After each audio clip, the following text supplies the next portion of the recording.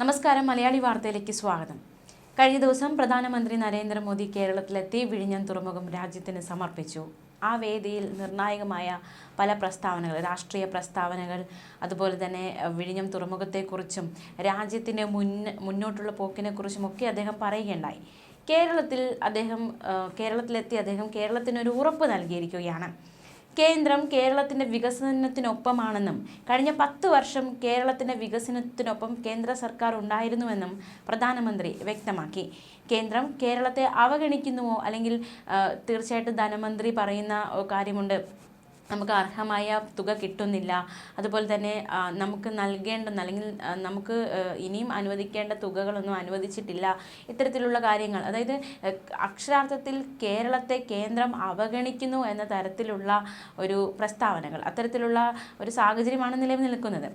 കേന്ദ്രം സംസ്ഥാനത്തെ അവഗണിക്കുന്നുവെന്ന ഇടതുമുന്നണിയുടെ നിരന്തരമായ പ്രചാരണം, എന്തായാലും പ്രധാനമന്ത്രി അതിനും ഒരു മറുപടി നൽകിയിരിക്കുന്നു. രാജ്യത്തിനൊപ്പം കേരളവും വികസിക്കുക എന്നതാണ് കേന്ദ്രത്തിന്റെ മന്ത്രമെന്നാണ് പ്രധാനമന്ത്രി പറഞ്ഞത്. മുടങ്ങിക്കിടന്ന കൊല്ലം ബൈപ്പാസും ആലപ്പുഴ ബൈപ്പാസും കേന്ദ്രം അതിവേഗം പൂർത്തിയാക്കിയെന്നും പ്രധാനമന്ത്രി പറഞ്ഞു. സഹകരണ ഫെഡറലിസം എന്ന ഭാവനയിലാണ് കേന്ദ്രം സഞ്ചരിക്കുന്നത്. കഴിഞ്ഞ ഒരു ദശകത്തിനുള്ളിൽ കേരളത്തിന്റെ വികസനത്തിന് കേന്ദ്രം മുന്തിയ പരിഗണന നൽകി. ജൽ ജീവൻ മിഷൻ, ഉജ്ജ്വല യോജന, ആയുഷ്മാൻ ഭാരത്, പ്രധാനമന്ത്രി ബിജ്ലി യോജന എന്നീ പദ്ധതികളിലൂടെ കേരളത്തെ കൂടുതൽ ആളുകൾക്ക് പ്രയോജനം ലഭ്യമാക്കിയിട്ടുണ്ട്. പ്രധാനമന്ത്രി സമ്പദ് യോജന, ബ്ലൂ റവല്യൂഷൻ എന്നിവയിലൂടെ കോടിക്കണക്കിന് രൂപയാണ് മത്സ്യത്തൊഴിലാളി മേഖലയ്ക്ക് കേന്ദ്രം നൽകിയത്. പൊന്നാനി, പുതയപ്പ മത്സ്യബന്ധന തുറമുഖങ്ങൾ ആധുനികവൽക്കരിക്കുന്നതിനുള്ള നടപടികൾ പുരോഗമിക്കുകയാണെന്നും പ്രധാനമന്ത്രി വ്യക്തമാക്കി.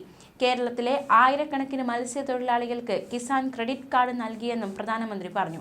ഇതിലൂടെ കോടിക്കണക്കിന് രൂപയുടെ പ്രയോജനം ആ മേഖലയ്ക്ക് കിട്ടിയെന്നും പ്രധാനമന്ത്രി വ്യക്തമാക്കി. എന്തായാലും കേരളത്തിൻ്റെ വികസനത്തിനൊപ്പം കേന്ദ്രം ഉണ്ടാകും എന്നൊരു ഉറപ്പ് പ്രധാനമന്ത്രി കേരളത്തിന് നൽകിയിരിക്കുകയാണ്. തീർച്ചയായിട്ടും നമ്മുടെ വികസനം, അതായത് മോദി സർക്കാർ ഏറ്റവും കൂടുതൽ ലക്ഷ്യമിടുന്നത് വികസനത്തിന് വേണ്ടിയിട്ടാണ്.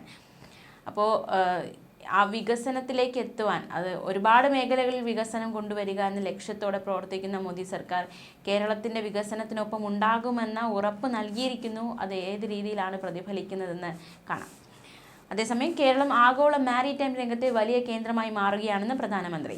ജയ് കേരളം ജയ് ഭാരതം എന്ന് മലയാളത്തിൽ മുദ്രാവാക്യം മുഴക്കി പ്രധാനമന്ത്രി പ്രസംഗം അവസാനിപ്പിക്കുമ്പോൾ കേരളീയർക്കും ഒരു ഉറപ്പ്, അതായത് വികസനത്തിനൊപ്പം ഉണ്ടാകുമെന്ന ഒരു ഉറപ്പ് നൽകിയാണ് അദ്ദേഹം പ്രസംഗം അവസാനിപ്പിച്ചത്. കേരളം രാജ്യ പുരോഗതിക്ക് വലിയ പങ്ക് വഹിച്ചുവെന്ന് അദ്ദേഹം എടുത്തു പറഞ്ഞു. കേരളത്തിന് ഇനിയും വലിയ പങ്ക് വഹിക്കാനുണ്ട് എന്നാണ് പ്രധാനമന്ത്രി പറഞ്ഞിരിക്കുന്നത്. സാമ്പത്തിക പുരോഗതിക്ക് തുറമുഖം ആവശ്യമാണ്. വിഴിഞ്ഞം തുറമുഖത്തിന്റെ നിർമ്മാണം അദാനി അതിവേഗം പൂർത്തിയാക്കി. 30 വർഷമായി ഗുജറാത്തിൽ അദാനിയുടെ തുറമുഖം പ്രവർത്തിക്കുന്നു. എന്നാൽ ഇത്രയും വലിയ തുറമുഖം നിർമ്മിച്ചത് കേരളത്തിലെ വിഴിഞ്ഞത്താണ്.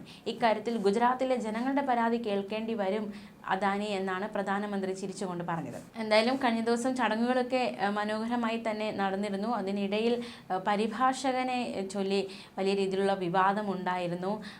പ്രധാനമന്ത്രിയുടെ പരിഭാഷകൻ വേണ്ട രീതിയിൽ പരിഭാഷ ചെയ്തില്ല എന്നതടക്കമുള്ള ഒരു ആരോപണമൊക്കെ ശക്തമായിരുന്നു. പരിഭാഷയെ ചൊല്ലി സമൂഹ മാധ്യമങ്ങളിൽ ട്രോള് ഉയർന്നിരുന്നു. ഇന്ത്യ സഖ്യത്തിന്റെ സമുന്നത നേതാവായ മുഖ്യമന്ത്രിയോട് ഞാൻ പറയാൻ ആഗ്രഹിക്കുന്നു, ശശി തരൂരും ഇവിടെയുണ്ടല്ലോ, ഈ തുറമുഖം ഉദ്ഘാടനം ചെയ്യപ്പെടുമ്പോൾ അതേ ഇന്ത്യ അലയൻസിലെ പലർക്കും ഉറക്കമില്ലാത്ത രാത്രിയായിരിക്കുമെന്നായിരുന്നു പ്രധാനമന്ത്രി പറഞ്ഞത്. ഇതിന് സിവിൽ ഏവിയേഷൻ മേഖലയിൽ വലിയ വികസനം നടക്കുന്നു എന്നായിരുന്നു പരിഭാഷകൻ പറഞ്ഞത്. പരിഭാഷക്കാരന് മനസ്സിലായില്ലെങ്കിലും നാട്ടുകാർക്ക് മനസ്സിലായിട്ടുണ്ട് എന്ന് പറഞ്ഞ് പ്രധാനമന്ത്രി വേദിയിൽ തന്നെ തിരുത്തുകയും ചെയ്തു. അദ്ദേഹത്തിന് കഴിയുന്നില്ല എന്നുകൂടി പ്രധാനമന്ത്രി ചിരിയോടെ പറഞ്ഞു. എന്തായാലും അത് സദസ്സിലുള്ളവരൊക്കെ അത് കേട്ട് ചിരിക്കുകയുണ്ടായി. എന്തായാലും അത്തരത്തിലുള്ള സംഭവം കഴിഞ്ഞ ദിവസത്തെ പ്രസംഗത്തിനിടയിലുണ്ടായി. മാത്രമല്ല, മന്ത്രി വി എൻ വാസവൻ്റെ വാക്കുകൾ ചൂണ്ടിക്കാണിച്ച് പരാമർശിച്ച് പ്രധാനമന്ത്രി ഒരു പരാമർശം നടത്തി.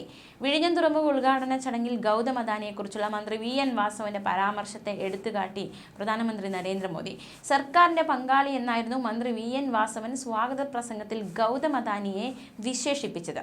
ഒരു കമ്മ്യൂണിസ്റ്റ് മന്ത്രി അദാനിയെ ചൂണ്ടിക്കാട്ടി സർക്കാരിൻ്റെ പങ്കാളി എന്ന് വിശേഷിപ്പിക്കുകയും സ്വകാര്യ മേഖലയ്ക്ക് പ്രാധാന്യം നൽകണമെന്ന് പറയുകയും ചെയ്യുന്നത് സന്തോഷമുള്ള കാര്യമാണ് എന്നായിരുന്നു പ്രധാനമന്ത്രി പ്രതികരിച്ചത്. ഇതാണ് മാറുന്ന ഭാരതമെന്നും പ്രധാനമന്ത്രി ചൂണ്ടിക്കാണിച്ചു. മന്ത്രി വി എൻ വാസവൻ പറഞ്ഞത് ഇപ്രകാരമാണ്: അദാനിയുടെ CSR ഫണ്ട് ഉപയോഗിച്ചുകൊണ്ടുള്ള ക്ഷേമ പ്രവർത്തനങ്ങളും സംസ്ഥാന സർക്കാർ തലത്തിലുള്ള ക്ഷേമ പ്രവർത്തനങ്ങളും പുരോഗമിക്കുകയാണ് എന്നായിരുന്നു മന്ത്രി വി.എൻ. വാസവൻ സ്വാഗത പ്രസംഗത്തിനിടെ പറഞ്ഞത്. തുറമുഖം പൂർണ്ണതയിലേക്ക് എത്തിച്ചതിന് പിന്നിൽ ഒന്നും രണ്ടും പിണറായി സർക്കാരിന്റെ ഇച്ഛാശക്തിയാണ്.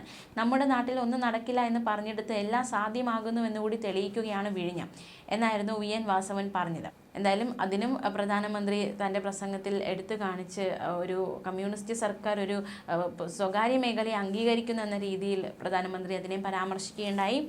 സമുദ്രമേഖലയിലുള്ള വികസനത്തിനുൾപ്പെടെ ഉയരങ്ങളിലെത്തുന്നതിന് സ്വകാര്യ പങ്കാളിത്തത്തിന് ആവശ്യമായ പരിഗണന നൽകണമെന്ന് പ്രധാനമന്ത്രി പറഞ്ഞു. സ്വകാര്യ പൊതു പങ്കാളിത്തത്തിലൂടെ കഴിഞ്ഞ 10 വർഷത്തിനുള്ളിൽ രാജ്യത്ത് കോടിക്കണക്കിന് രൂപയുടെ നിക്ഷേപം നടത്തിയിട്ടുണ്ടെന്നും ഈ പങ്കാളിത്തം ഭാവിയിലും പ്രയോജനം ചെയ്യുമെന്നും പ്രധാനമന്ത്രി വ്യക്തമാക്കി. കേരളം ലോക സമുദ്ര വാണിജ്യത്തിൽ മുൻപന്തിയിലെത്തുകയും വലിയ തോതിൽ തൊഴിലവസരങ്ങൾ സൃഷ്ടിക്കുകയും ചെയ്യട്ടെ. അതിനായി കേന്ദ്രവും കേരളത്തിനൊപ്പം പ്രവർത്തിക്കും. നമുക്ക് ഒരുമിച്ച് വികസിത കേരളം പടുത്തുയർത്താമെന്നും പ്രധാനമന്ത്രി ആഹ്വാനം ചെയ്തു. അതേസമയം മുഖ്യമന്ത്രി പിണറായി വിജയൻ ഈ ചടങ്ങിൽ പ്രസംഗിച്ചത് അദ്ദേഹത്തിൻ്റെ വാക്കുകൾ എന്താണെന്ന് നമുക്ക് നോക്കാം. കേരളത്തിൻ്റെ സ്വപ്ന സാഫല്യമാണിത്. നാടിൻ്റെ അഭിമാന മുഹൂർത്തമാണിത്. ഇത് കേവലം ഒരു തുറമുഖ കവാടം തുറക്കലല്ല, മൂന്നാം മിലീനിയത്തിലെ വികസന സാധ്യതകളിലേക്കുള്ള രാജ്യത്തിൻ്റെ മഹാകവാടം തുറക്കലാണ്. ഇന്ത്യയെ സാർവദേശീയ മാരിടൈം വ്യാപാര ലോജിസ്റ്റിക്സ് ഭൂപട ശൃംഖലയിൽ കണ്ണിച്ചേർക്കുന്ന മഹാസംരംഭം. രാജ്യത്തിൻ്റെ ചരിത്രത്തിൻ്റെ വിസ്മൃതിയിൽ നിന്ന് വിഴിഞ്ഞത്തെ വീണ്ടെടുത്ത് നവീകരിച്ച് വികസിപ്പിച്ച് സാർവദേശീയ തുറമുഖമാക്കി മാറ്റിയത് കേരളത്തിലെ LDF സർക്കാരിൻ്റെ ഇച്ഛാശക്തിയാണ്, നിശ്ചയദാർഢ്യമാണ് എന്നും മുഖ്യമന്ത്രി വ്യക്തമാക്കി. ഒരുപാട് സവിശേഷതകളുണ്ട്. ആദ്യമായാണ് ഇന്ത്യയിൽ ഒരു സംസ്ഥാനത്തിൻ്റെ മുൻകൈയിൽ ഒരു ബൃഹത് തുറമുഖ നിർമ്മാണം നടക്കുന്നത്. ചെലവിൻ്റെ ഏറിയ ഭാഗവും കേരളമാണ് വഹിക്കുന്നത്. 8686 കോടിയിൽ 5370 കോടി ബാക്കി 2497 കോടി അദാനി വിഴിഞ്ഞം പോർട്ട് പ്രൈവറ്റ് ലിമിറ്റഡാണ് മുടക്കുന്നത്. 818 കോടിയുടെ വയബിലിറ്റി ഗ്യാപ്പ് ഫണ്ടാണ് കേന്ദ്രം നൽകുന്നത്. ഈ തുറമുഖത്തോടെ $220 ദശലക്ഷം പ്രതിവർഷ രാഷ്ട്ര നഷ്ടം നികന്നു തുടങ്ങുകയായി. 75% കണ്ടെയ്നർ ട്രാൻസ്ഷിപ്മെന്റ് കാർഗോ വിദേശ തുറമുഖങ്ങളിലേക്ക് തിരിച്ചുവിടുകയായിരുന്നു ഇക്കാലം അത്രയും. ഇത് അവസാനിക്കുകയാണ്. രാഷ്ട്ര നഷ്ടം വലിയൊരളവിൽ പരിഹരിക്കാൻ കേരളത്തിന് കഴിയുന്നു എന്നത് കേരളീയർക്കാകെ അഭിമാനകരമാണ്. കരാർ പ്രകാരം 2045 മാത്രമേ ഇത് പൂർത്തിയാവേണ്ടതുള്ളൂ. നമ്മൾ അതിന് കാത്തുനിന്നില്ല. 2024 തന്നെ കൊമേഴ്സ്യൽ ഓപ്പറേഷൻ ആരംഭിച്ചു. മദർഷിപ്പിനെ സ്വീകരിച്ചു. തുടർന്ന് ഇങ്ങോട്ട് 250-ലേറെ കപ്പലുകൾ വിഴിഞ്ഞത്ത് നങ്കൂരമിട്ടു. ഇപ്പോഴിതാ 1-ാം ഘട്ടം പതിറ്റാണ്ട് മുമ്പ് പൂർത്തിയാക്കി കമ്മീഷൻ ചെയ്യുന്നു. 2028 ഇതിൻ്റെ എല്ലാ ഘട്ടങ്ങളും പൂർത്തിയാക്കും. ഒരുപാട് പ്രതികൂല ഘടകങ്ങളുണ്ടായി. മഹാപ്രളയം, ഇതര പ്രകൃതിക്ഷോഭങ്ങൾ, കോവിഡ് അടക്കമുള്ള മഹാവ്യാധികൾ എന്നിവയൊക്കെ സമ്പദ്ഘടനയെ ഉലച്ചു. എന്നാൽ കേരളം അവിടെ തളർന്നു നിന്നില്ല. നിർമ്മാണ കമ്പനിയും നല്ല രീതിയിൽ സഹകരിച്ച് മുന്നോട്ട് പോയി. 1996-ലെ ഇടതുപക്ഷ ജനാധിപത്യ മുന്നണി സർക്കാർ രൂപപ്പെടുത്തിയ പദ്ധതിയാണ് ഇവിടെ യാഥാർത്ഥ്യമാകുന്നത്. ഇടക്കാലത്ത് അനിശ്ചിതത്വത്തിലായ പദ്ധതി പഠനത്തിനായി 2009-ൽ ഇന്റർനാഷണൽ ഫിനാൻസ് കോർപ്പറേഷനെ നിയോഗിച്ചു. 2010-ൽ ടെൻഡർ നടപടികളിലേക്ക് കടന്നെങ്കിലും കേന്ദ്രം ആ ഘട്ടത്തിൽ അനുമതി നിഷേധിച്ചു. തുടർന്നുള്ള ഘട്ടം പദ്ധതിക്കായുള്ള മനുഷ്യച്ചങ്ങല അടക്കമുള്ള പ്രക്ഷോഭങ്ങളുടേതായിരുന്നു. 2015-ൽ ഒരു കരാറുണ്ടായി. എന്നാൽ പല തലങ്ങളിലുള്ള വിമർശനങ്ങൾ അത് നേരിട്ടു. വിമർശനങ്ങളെല്ലാം നിലനിൽക്കുമ്പോഴും വിഴിഞ്ഞം പദ്ധതി നടപ്പാവുക തന്നെ വേണമെന്ന നിലപാടാണ് ഞങ്ങൾ കൈക്കൊണ്ടത്. വികസന കാര്യത്തിൽ രാഷ്ട്രീയ വേർതിരിവ് വേണ്ട എന്ന നയമാണ് കൈക്കൊണ്ടത്. അത് പ്രകാരമാണ് 2016-ൽ അധികാരത്തിൽ വന്നതിനെ തുടർന്നുള്ള ഘട്ടത്തിൽ ബൃഹത് തുറമുഖമായി വിഴിഞ്ഞം വളരുന്നതിനുള്ള നിലപാടുകൾ എടുത്തത്.